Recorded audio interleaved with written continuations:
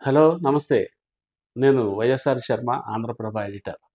తెలంగాణలో రోజురోజుకి రాజకీయ పరిణామాలు మారటమే కాదు, చాలా ఆసక్తికరంగా కూడా కనిపిస్తూ ఉన్నాయి. ఈ రోజున రాష్ట్ర ప్రభుత్వం నుంచి ఒక మంత్రి, అధికార ప్రతినిధిగా ప్రతిపక్ష నాయకుడు కేసీఆర్ గారిని కలవటం అనేది ఒక ఆసక్తికర పరిణామం. ఎప్పుడైతే మొన్న రేవంత్ రెడ్డి గారు తెలంగాణ తల్లి విగ్రహావిష్కరణకి గవర్నర్ గారిని, అట్లాగే కేంద్ర మంత్రి కిషన్ రెడ్డి గారిని బీజేపీ తరపున, అట్లాగే ప్రతిపక్ష నాయకుడిని కేసీఆర్ గారిని ఆహ్వానిస్తాము.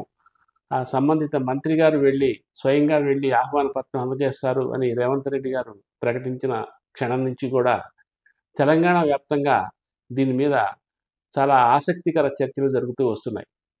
సరే, గవర్నర్ గారిని ఆహ్వానించడంలో పెద్ద విశేషం ఏమీ లేదు. ప్రోటోకాల్ ప్రకారం ఆయన అపాయింట్మెంట్ ఇచ్చారు, వెళ్ళి కలిశారు ఈరోజు.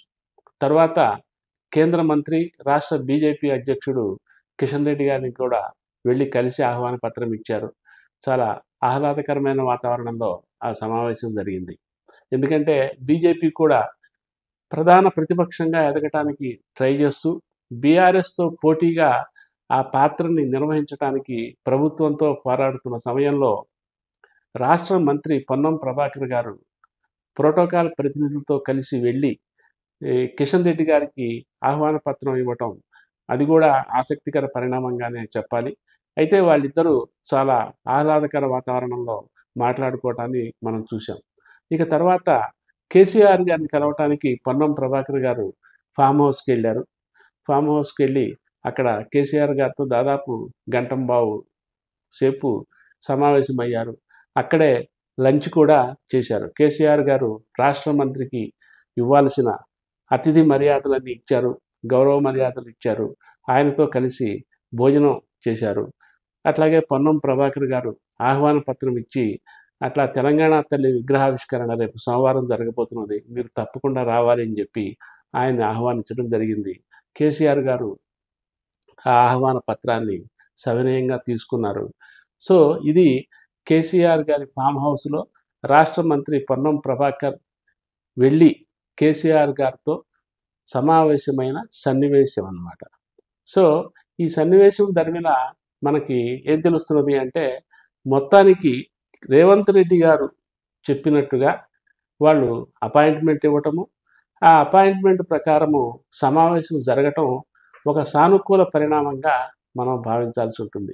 ఎందుకంటే ఇప్పుడు తెలంగాణ తల్లి అస్తిత్వం, ఆ రూపం విషయంలోనే అటు బీఆర్ఎస్కి ఇటు కాంగ్రెస్ ప్రభుత్వానికి మధ్య బోలెడంత అగాధం అనేది ఏర్పడి ఉన్నది. ఎందుకంటే బీఆర్ఎస్ హయాంలో తయారు చేసిన తెలంగాణ తల్లి స్వరూపాన్ని కాంగ్రెస్ వ్యతిరేకించింది.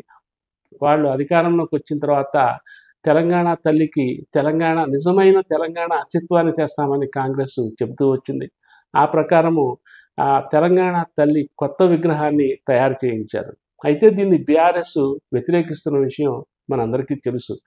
అసలు తెలంగాణ తల్లి మౌలిక స్వరూపాన్నే మార్చివేసిన రాష్ట్ర ప్రభుత్వ చర్యని ప్రతిఘటిస్తున్న బీఆర్ఎస్ అధినేత అసలు ఆ ఆహ్వానాన్ని తీసుకుంటారా లేదా, రాష్ట్ర మంత్రిని అనుమతిస్తారా లేదా తన వద్దకు రావటానికి అనేది ఒక సస్పెన్స్గా పరిణమించిన సందర్భంలో ఆ ప్రోటోకాల్స్ ప్రకారం అపాయింట్మెంట్లు ఇవ్వటాలు, అట్లాగే ఆహ్వాన పత్రాలు అందజేయటాలు, ఆహ్వాన పత్రాలు అందుకోవటాలు, పిలవటాలు, ఇవన్నీ కూడా చాలా సజావుగా జరిగిపోయినాయి. అయితే ఇక్కడ మనం చెప్పుకోవాల్సింది ఏంటంటే, పొన్నం ప్రభాకర్ గారు ఇచ్చిన ఆహ్వాన పత్రాన్ని కేసీఆర్ గారు సహృదయంతో, సానుకూలతతో తీసుకున్నంత మాత్రాన సోమవారం నాడు ఆ తెలంగాణ తల్లి విగ్రహావిష్కరణకి ఆయన వెడతారా లేదా అనేది మరొక సస్పెన్స్తో కూడిన అంశం. అంటే ఆహ్వాన పత్రం తీసుకున్నంత మాత్రాన ఆయన ఆ కార్యక్రమానికి వెళ్ళాలని కూడా లేదు. అంటే ఒక ప్రతిపక్ష నాయకుడు అసలు మౌలిక స్వరూపాన్ని, తెలుగు తల్లి మౌలిక స్వరూపాన్ని వ్యతిరేకిస్తున్న సందర్భంలో ఆ కార్యక్రమానికి వెడితే ఏమి సంకేతం ఇస్తున్నట్టు అంటే, రాష్ట్ర ప్రభుత్వ ఏర్పాటు చేస్తున్న సరికొత్త తెలంగాణ తల్లి భౌతిక రూపాన్ని ఆమోదిస్తున్నట్టుగా భావించాల్సి ఉంటుంది. ప్రజలు భావిస్తారు. సో, దాన్ని బీఆర్ఎస్ పార్టీ, కేసీఆర్ గారి నేతృత్వంలో ఉన్న బీఆర్ఎస్ పార్టీ మౌలికంగా దాన్ని అంగీకరిస్తుందా? దాన్ని అంగీకరించే పరిస్థితి లేదు అని చెప్పి బీఆర్ఎస్ శ్రేణులు, నాయకులు పదే పదే చెబుతూ వస్తున్న నేపథ్యంలో కేసీఆర్ గారు ఆ ఆవిష్కరణ కార్యక్రమానికి వెళ్ళటమా? వెళ్ళకపోవటమా? వెడితే అయితే మాత్రము దాన్ని అంగీకరిస్తున్నట్టుగా, ఒప్పుకున్నట్టుగా అనుకుంటారు. సో, అందుకనే ఇప్పటికీ పొన్నం ప్రభాకర్ గారు ఆయనకి ఆహ్వాన పత్రం అందించినప్పటికీ కేసీఆర్ గారు హాజరవుతారా లేదా అనేది చాలా సస్పెన్స్‌గా మిగిలిపోయింది. సరే ఈ విషయం ఇక్కడి దాకా వచ్చిన నేపథ్యంలో అసలు రేవంత్ రెడ్డి గారి ప్రభుత్వము ప్రతిపక్ష నాయకుల్ని తెలంగాణ తల్లి విగ్రహావిష్కరణ కార్యక్రమానికి ఆహ్వానించటం వరకు తీసుకున్న చొరవ అసలు మొదటి నుంచే తీసుకొని ఉంటే ఈ పరిస్థితి ఇంతవరకు వచ్చేది కాదేమో అన్న ఒక అభిప్రాయం కూడా వ్యక్తమవుతూ వస్తున్నది.